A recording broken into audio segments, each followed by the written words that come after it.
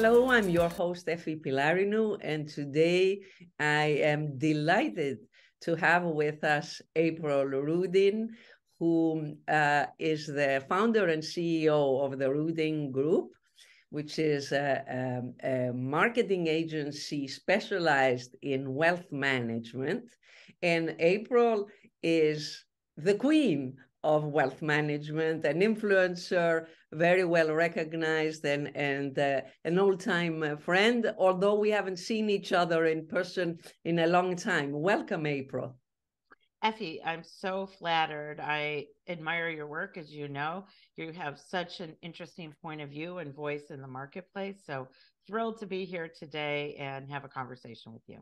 Thank you very much, April, too. I mean, I'll start with the fact that, you know, you were ahead of the curve in terms of digital and how to have a conversation on digital as a company, as a brand, especially in financial services and specifically in wealth management. So let's go back to when and how you started the Rudin Group. I know that it was born the same year as Bitcoin, 2008, just after the major financial crisis. So it's really, on the one hand, odd that you started then, what led to that. Then on the other hand, it's clear that a lot of innovation happened in that period. So tell us a little bit about that time. Sure. Thank you, Effie. So I had a long career in technology and marketing before I went to financial services. And living in New York, there's really two industries. There's financial services and the garment industry. And I like to buy garments, but I don't necessarily want to work in the garment industry. So I went to work for a friend of mine whose family was credited with inventing multifamily office. And I took a look around, Effie, and this is a few years prior to launching my firm. And I thought, I have never seen such old brands: a lighthouse, a chess piece, a yacht, a compass, oldest iconography you could ever even dream of. These websites and the digital footprint from some of these firms look like they came from medieval times. And I still have two Gen Z kids of my own. I read about the wealth transfer, and in my mind, it tied back to something I'd done early in my career. I thought this is an area really ripe for explosion. So I had this idea of starting a firm that addressed that need, but at the highest level. So ultra high net worth and high net worth investors, being the most sophisticated and being the most discerning in terms of brand. So I went to a friend of mine who ran a trust company in New York, and I told him my idea for a business in 2008. And he told me, "You're a really nice girl, April, but you're too old to be an entrepreneur. Banks will never hire outside firms. High net worth people will never be on the internet, and social media is a fad." Okay, those are three myths that we have to debunk. I mean, you must have been courageous to stand in front of these three major bombs that this friend of yours sort of served you. Yes, but then I thought to myself, if this is what this old white guy thinks, then I'm probably onto something good.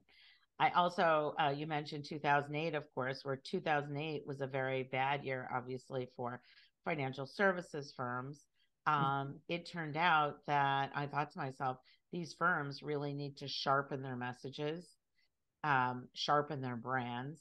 I came up with this concept of millennializing their brand. So appealing to multi-generations instead of that staid sort of idea of wealthy clients, which is perpetuated by, I don't know who, but I always think about, here in the US, and you probably know the Beverly Hillbillies, where you had Mr. Drysdale. He was a private banker serving the Clampets. So, yeah, that old version of wealth needed to change. Yeah, that segmentation that really existed and persisted for a very long time. And you know, me being in Switzerland here, the hub of private banking and so on, I still see that some of these ways of treating clients or the mindset has not really gone away.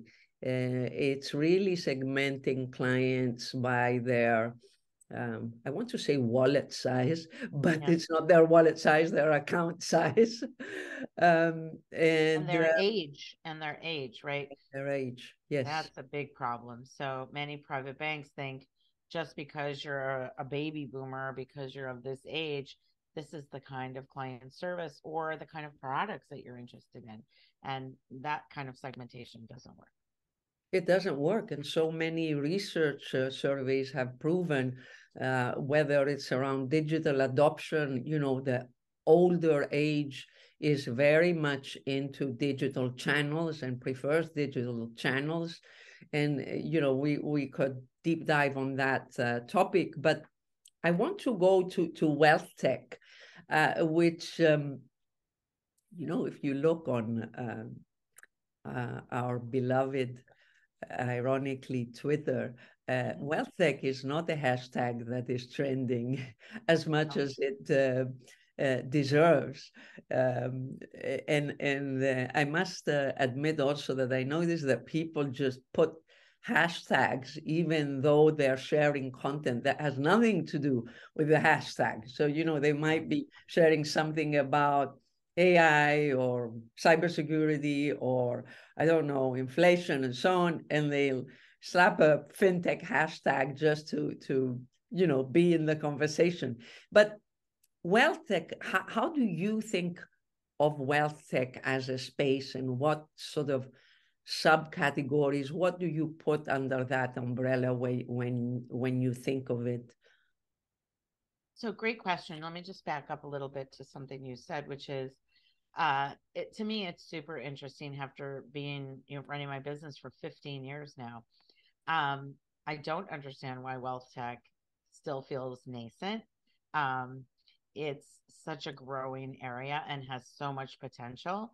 And, for me, things like payments are version 3.0, 4.0. They're really played out. A lot of these different technologies. Um, if you use Twitter as a barometer, I agree with you. I mean, I used to have a Twitter addiction, I called it, but I'm certainly breaking my addiction on that. And I think a lot of it becomes exactly like you said, just hashtags trying to get retweets, which I don't even understand what that means, but that obviously is a subject for another day. So regarding wealth tech, it's such a new field, and I always think of there was an American bank robber, Effie, back in the days of the Wild West, and his name was Willie Sutton, and he was a very famous bank robber because he robbed so many banks and made so much money. And so somebody asked him once, Willie, why do you rob the banks? And his answer was, because that's where the money is. And so I always think about that with wealth tech and wealth, like that's where the money is, people. If there's anything that people take That's away, where the real money is, the real assets. yes, the real money, both in terms of firms that have money, clients that have money, investments into fintech is a huge area, direct investing for wealthy families. So if there's anything that listeners can take away from this, it's take a slide over and take a look at wealth tech. But so I think the whole idea of wealth tech is something that's really important to segment outside or segregate. I was going to say outside of fintech, because fintech is such a broad category and can mean so many different things. So where wealth tech could be a subcategory, it really is its own industry. So for me, it's sort of two prongs. The one prong in wealth tech is those technologies that automate financial advice. So that can be, a broad range of different kinds of technologies, which we'll talk about.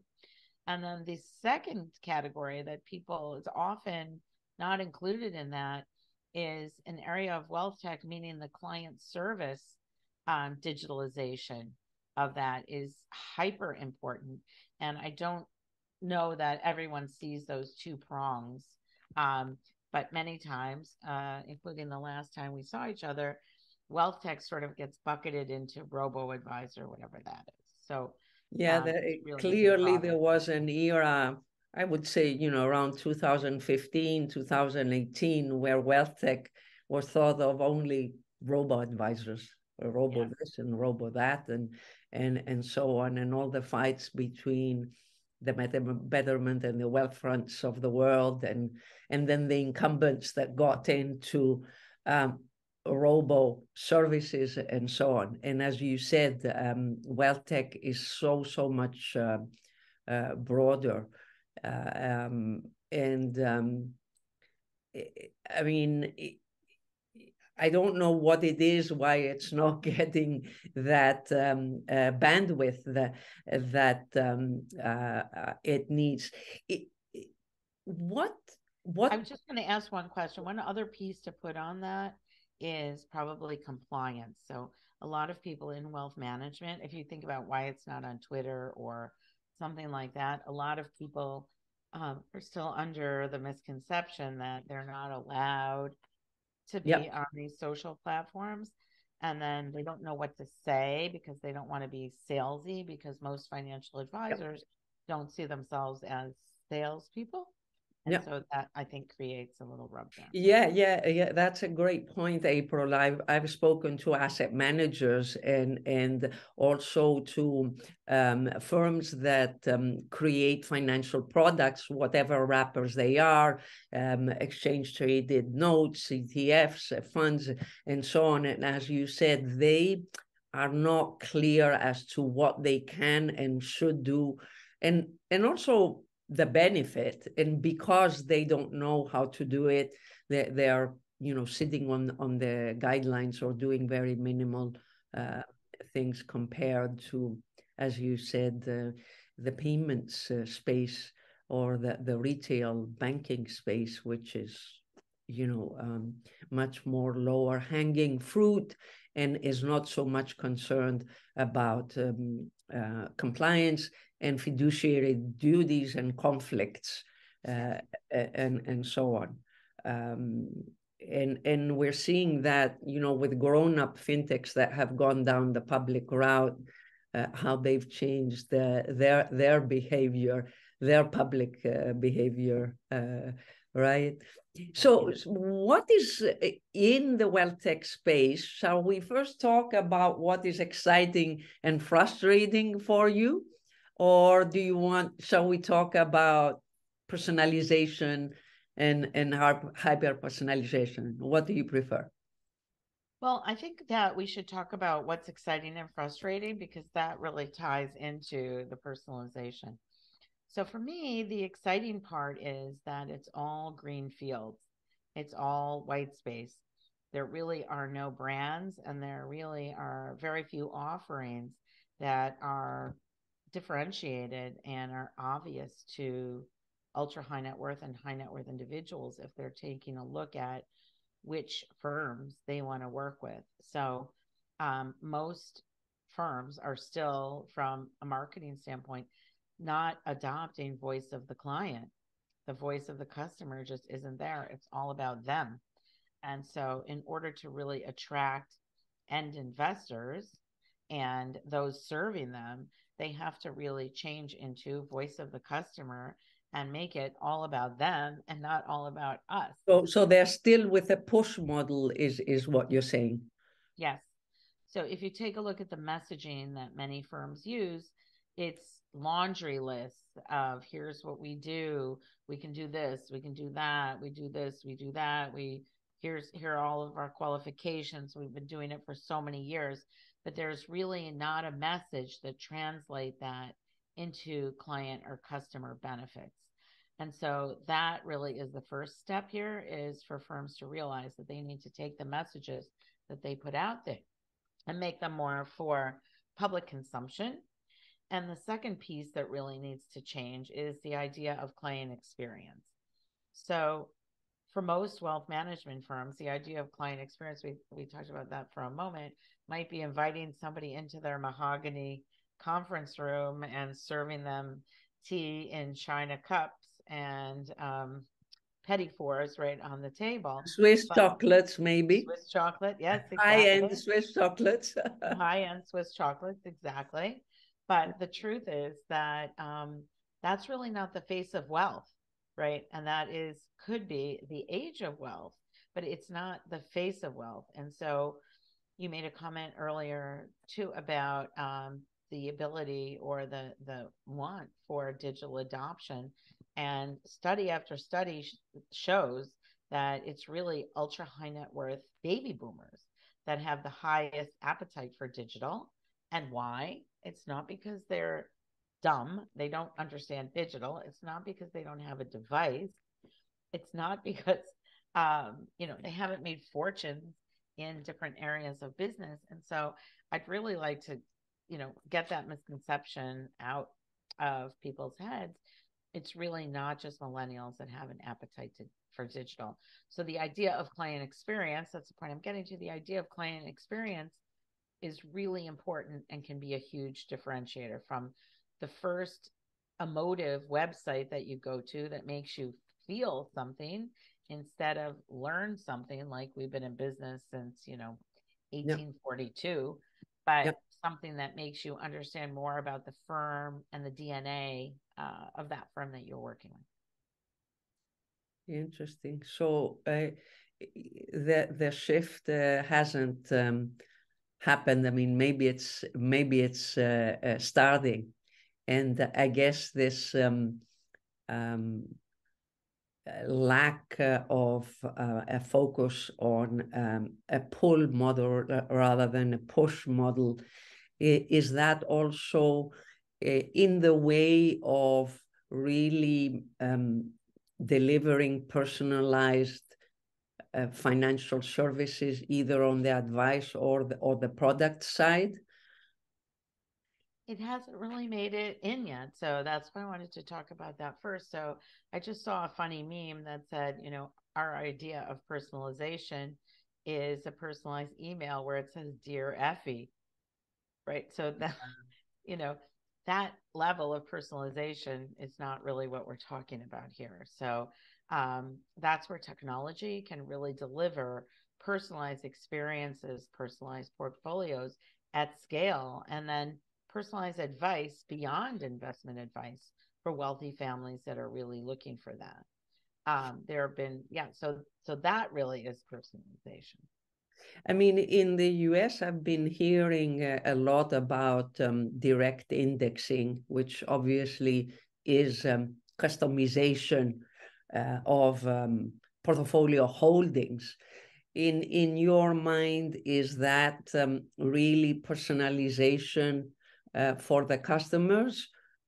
Is it really getting in the real assets? Because I've been following and hearing a lot of independent SaaS providers for direct indexing and some acquisitions from big firms, be it Merrill Lynch or Bank of America and so on.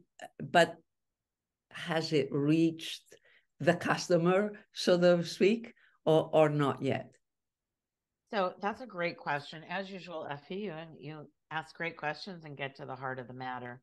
So technology is certainly available for some of these things, for example, direct indexing.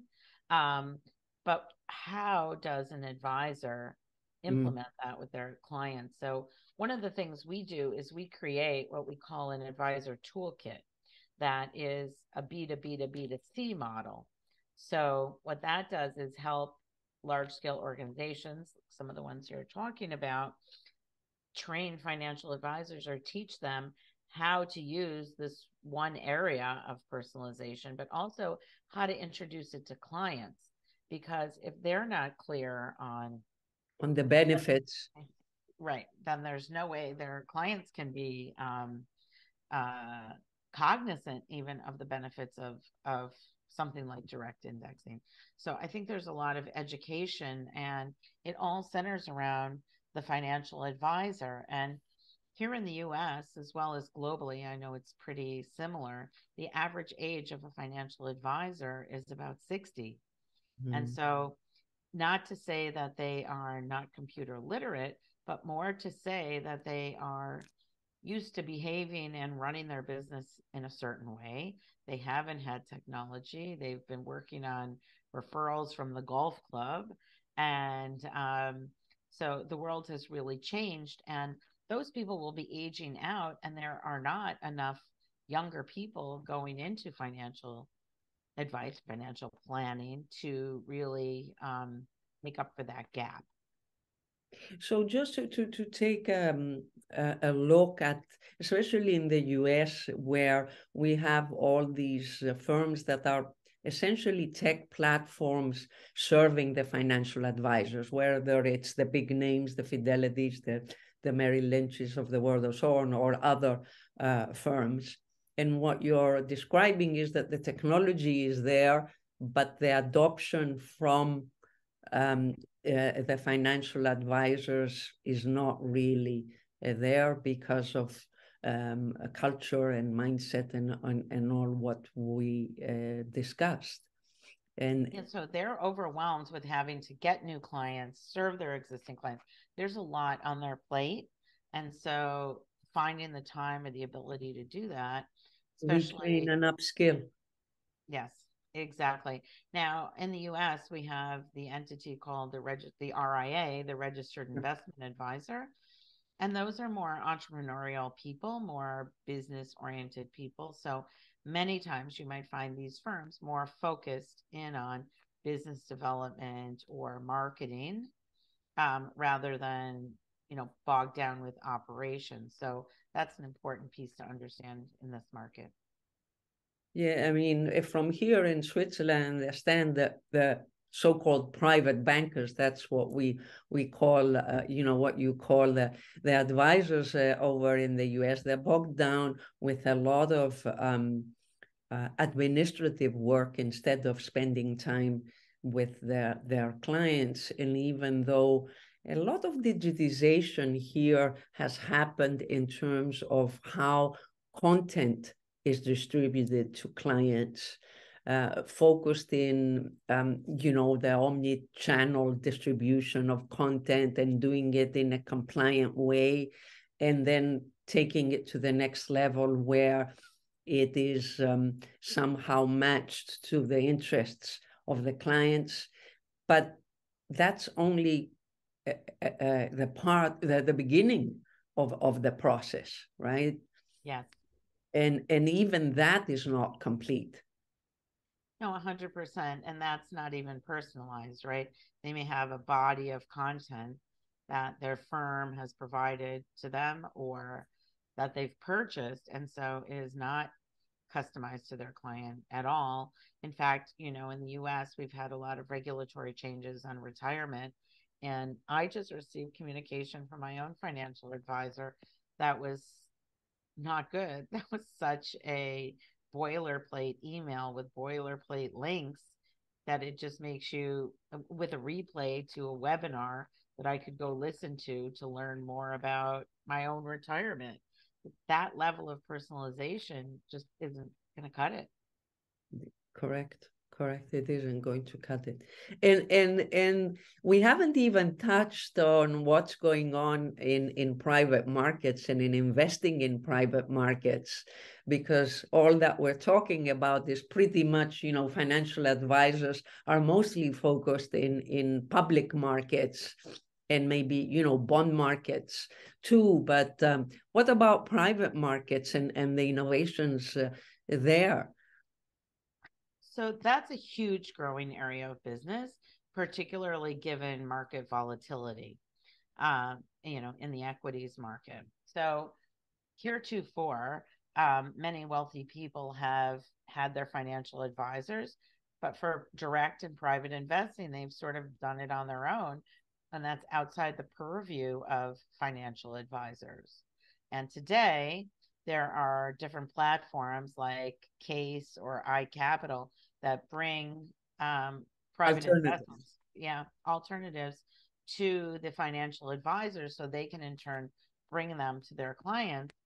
But the very same thing exists in private markets where most or many or some, right, financial advisors are not comfortable recommending or understanding these private placements.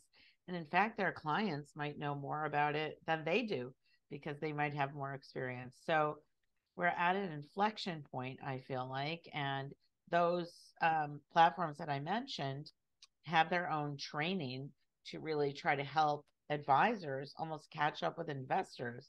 So it's a little bit of a mismatch there.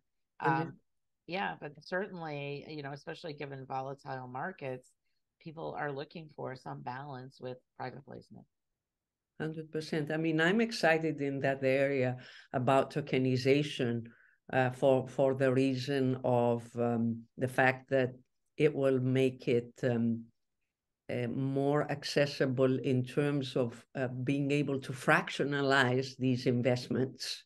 So even a high net worth individual could construct a more diversified portfolio, even if somebody's allocating 5 million to private markets, which already is a big amount if you think of, private markets being 20% of a portfolio, right? And then if you have tokenized private securities, you could really do diversification. Otherwise, with the denominations today, you could only get into very few deals and have a lot of concentration risk. But as you said, we're very far away, and especially in the US with the lack of regulation of tokens, yes. And which leads also to the fact that cryptocurrencies are also under the alternative asset class. And I'm sure there, again, financial advisors can't really serve their clients, and probably the clients are educating the financial advisors. Is that the case from your understanding? Yeah, I mean, that's a great question and a lot to unpack there, obviously, Effie. So I started looking at Bitcoin, I would say at least 10 or 11 years ago. And the idea of it being an asset class had honestly never really occurred to me. I thought of the term cryptocurrency, as bad as it is, because who wants crypto? That sounds like something kind of crazy already. Creepy, exactly. It's really poorly named. But the idea of digital currency and digital money was something that really appealed to me, and something that, again, just to go back to what I was talking about before, the ability to really sort of millennialize your practice. It was, trying to be ahead of the curve, which I do, and try to really, prompt other people in wealth management to be thinking ahead of their clients instead of running to keep up with their clients. So Bitcoin pretty quickly turned from being, currency, right? An alternative currency. And that was something I could really understand, because whoever gave my kids cash, I didn't give my kids cash. I don't know about you, but I could definitely understand the appeal of digital money, especially, denominations and so on. That made sense to me. But pretty quickly, Bitcoin turned into an asset class. And I think that's what many people didn't really understand. And then layer on top of that the idea of trading versus investing in something, and being unregulated and not enough knowledge, plus a lot of, I'll say this, testosterone pumping up Bitcoin. And, that's sort of a recipe for disaster right there. It was interesting. I was at an event a few weeks ago, and I heard the crypto dad, who's a former FTC chairman, CFTC chairman, talk about it. And he said his idea was, the reason why he got the moniker of crypto dad was because he said there were no adults in the room. There were just kids in cryptocurrency talking about it that had no experience, didn't understand regulation. And so it just looked like a disaster waiting to happen. Yeah. And look what has happened today. But you've been at the forefront in terms of digital, definitely.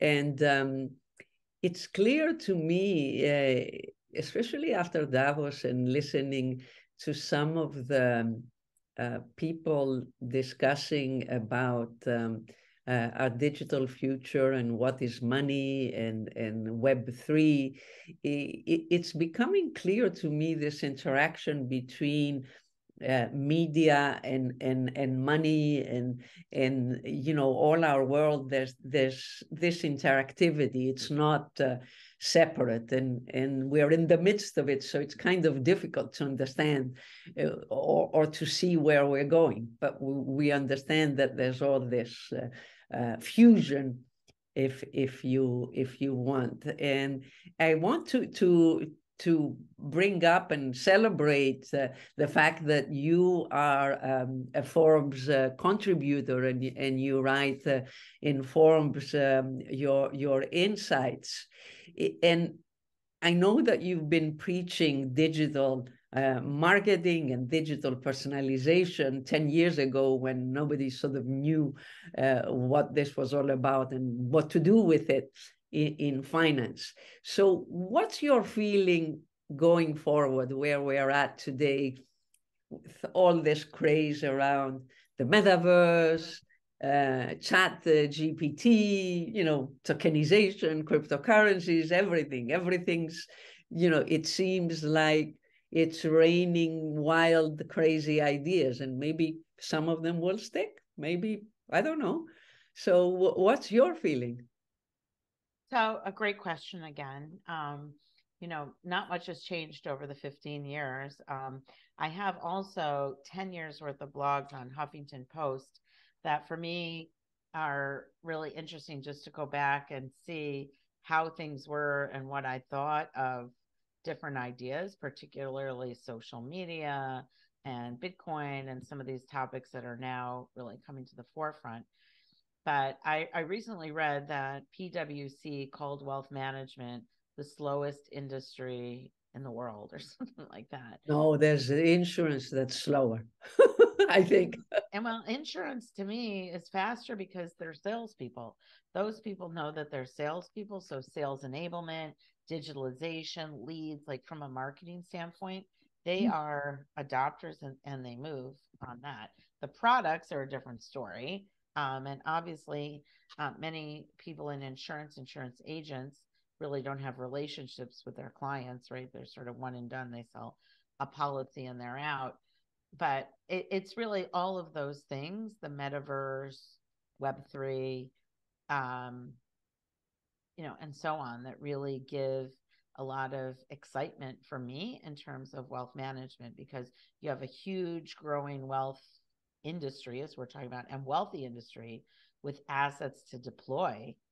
And then you've got this technology that's sort of waiting to be applied, or, you know, the application of it needs to be to experiment and innovate. It's yes, ready to explore.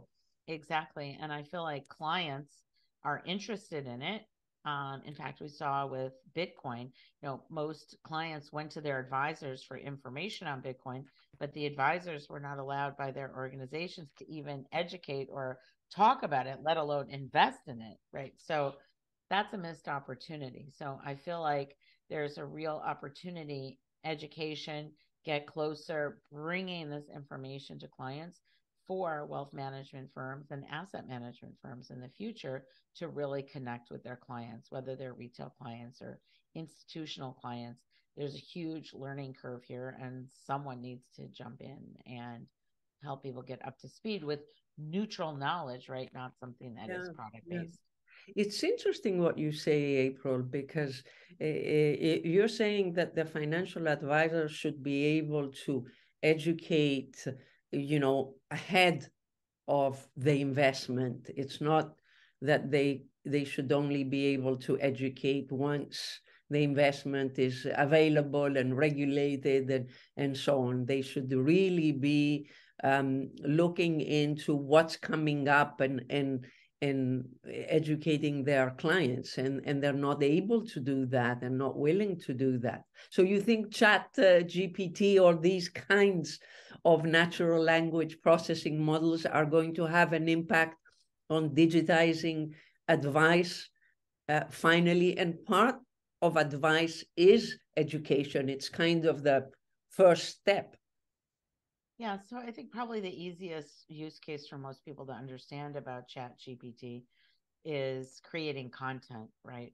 So I think there is an opportunity for wealth management firms and others to create, baseline content, but be able to do it at scale and be able to do it in some personalized way, which Chat GPT will allow them to do.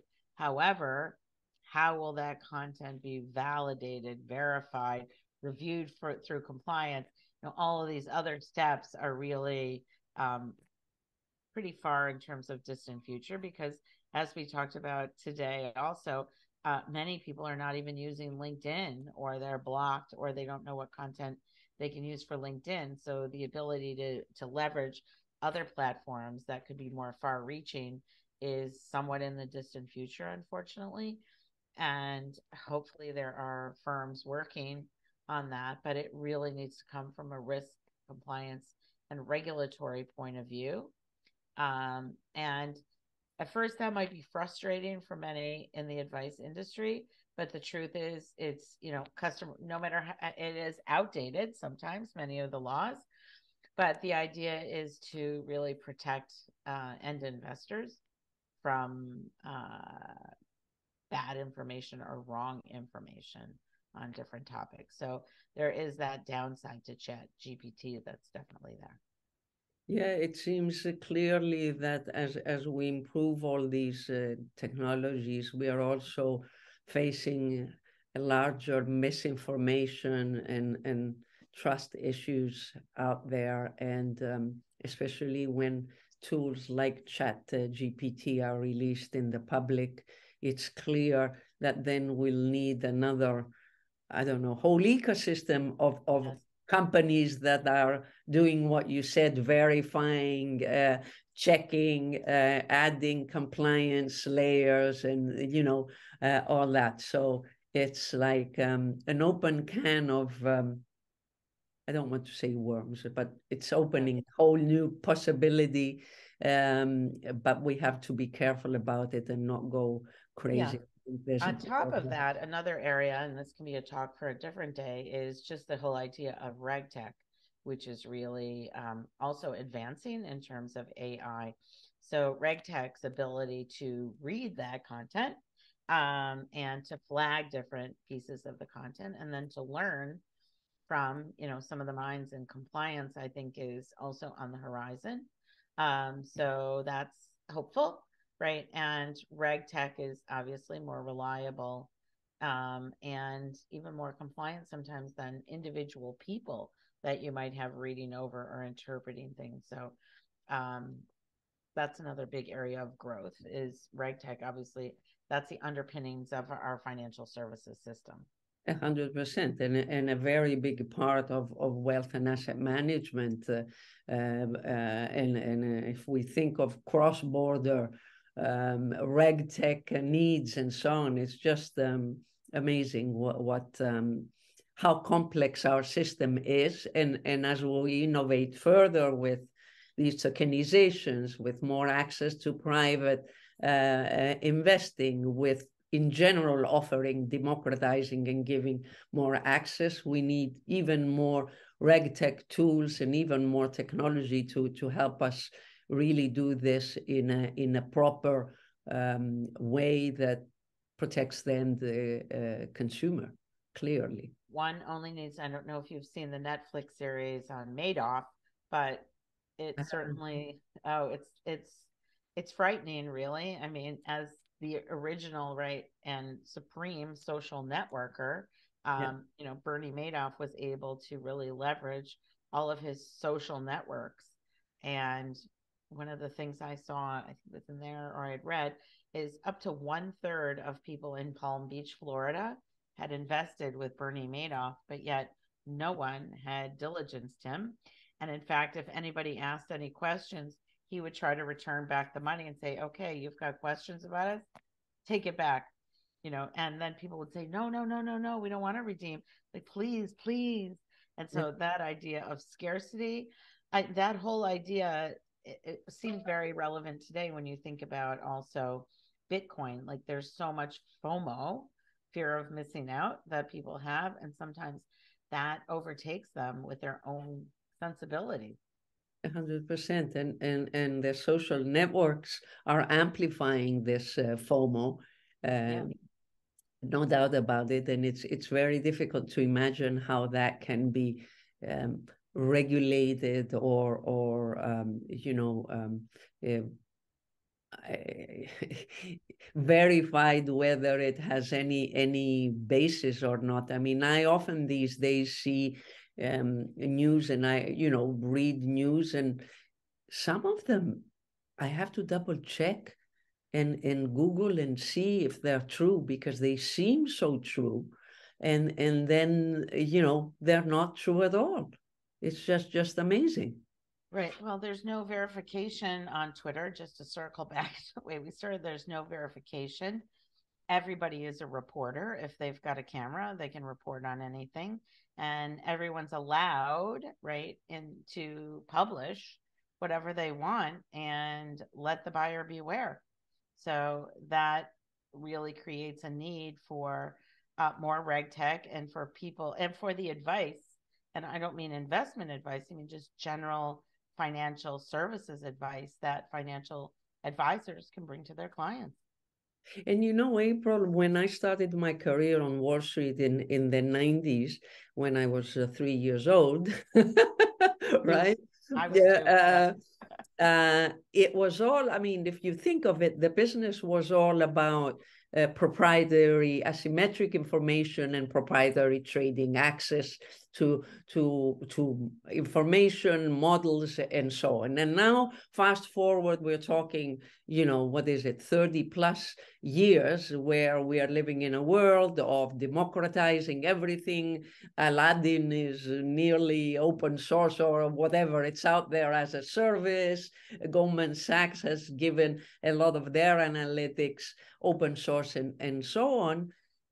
But is the world really more democratized if we don't know what is true out there, and we have to double verify, and people are investing because some YouTuber or TikToker or whatever,